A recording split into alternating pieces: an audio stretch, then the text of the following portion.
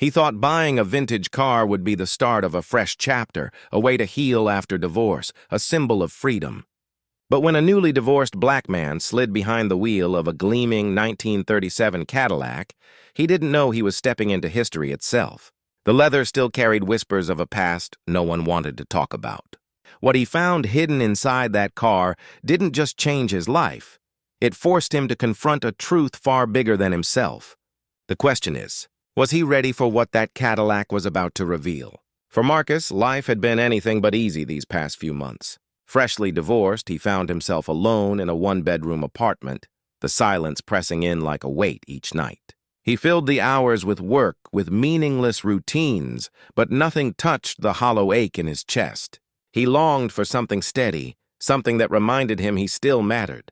That's when he saw it, parked on the edge of an old car lot, half buried in dust, yet still holding its head high.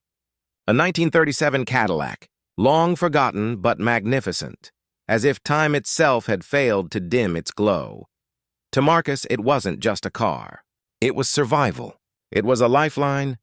It was history and elegance wrapped into steel and chrome, a chance to drive forward when everything in his life felt stuck.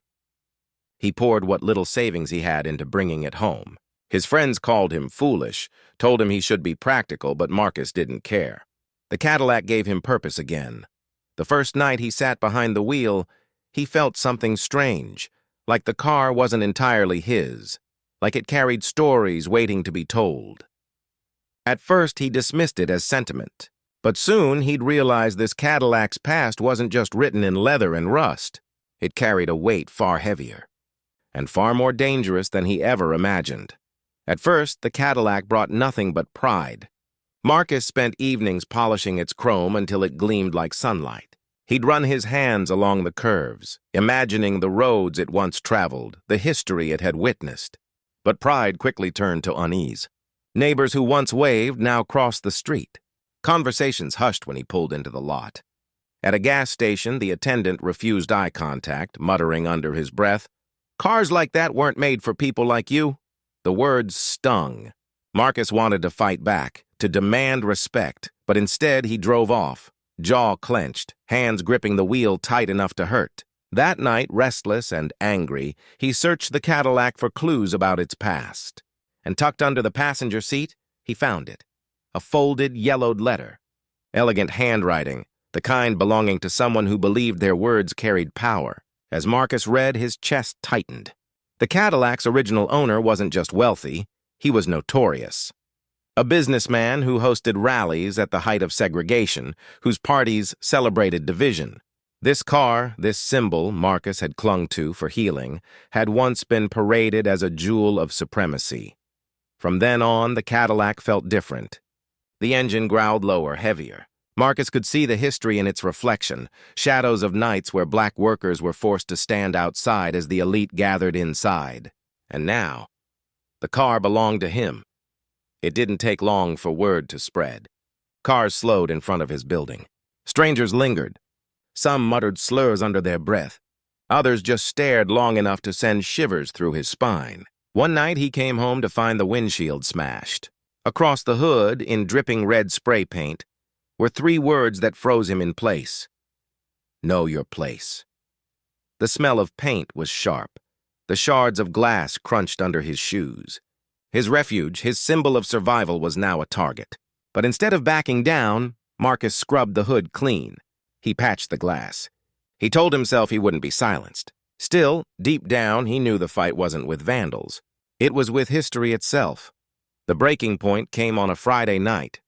Marcus was driving home, the Cadillac humming beneath him, the streetlights painting ribbons of gold across its polished body. For the first time in weeks, he felt calm. Then, flashing red and blue lights filled his rearview mirror. 2 patrol cars boxed him in. His pulse spiked as he eased to the curb. He knew he had done nothing wrong. His registration was clean, his license valid, but the way the officers moved told him this wasn't routine. Hands hovered near holsters, eyes sharp, voices clipped. "Step out of the vehicle." Marcus obeyed, his movements deliberate. Still, their accusations came fast. Stolen car, forged papers, impossible that it belonged to him. He held out the title, his name clear in black ink. They didn't even glance at it. To them, a black man in a pristine Cadillac wasn't an owner. He was a thief. Then came the moment etched into his memory forever. One officer shoved him hard against the hood, his cheek pressed to the hot steel, the Cadillac's history searing into his skin. Marcus's chest tightened beneath the weight of injustice. Neighbors spilled onto porches, phones raised, voices calling out, "He's innocent! He didn't do anything!" Marcus's mind spun. Rage simmered beneath his fear, but he knew one wrong move could cost him his life. And yet, something shifted. This wasn't just about him anymore. The Cadillac, the letter, the broken glass, it was all connected. History wasn't past. It was here. Pressed against him. Crashing into this moment. The crowd's shouts grew louder, cameras flashing. The officers hesitated. Every second was being recorded. The suspicion, the brutality, the truth. Finally, the grip on his back loosened. The officers stepped away, muttering orders, their authority unraveling under the weight of witnesses. Marcus was released. Not because they believed him, but because they couldn't hide anymore. That night, Marcus walked home free. But freedom felt heavy. The Cadillac sat in silence, its gleaming body now a mirror reflecting back centuries of pain and resistance. He thought about the letter, the rallies, the arrogance of men who once rode it like a throne. He thought about the paint, the stares, the police hands pressing him into history he hadn't asked for, and he realized something chilling. The Cadillac wasn't just a car. It was proof that history never really stays buried. It lingers, in steel, in stares, in the very air we breathe, until someone is forced to confront it. Marcus chose not to sell it.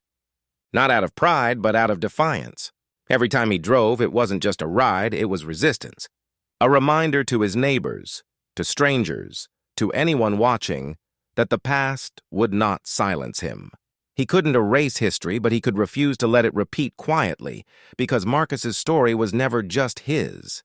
It's about all of us, about the truth that racism doesn't stay in museums or books. It rides with us, breathes with us, waits at every stoplight until we face it head on. So the question is, how many more Marcuses will it take before we finally decide? Enough is enough?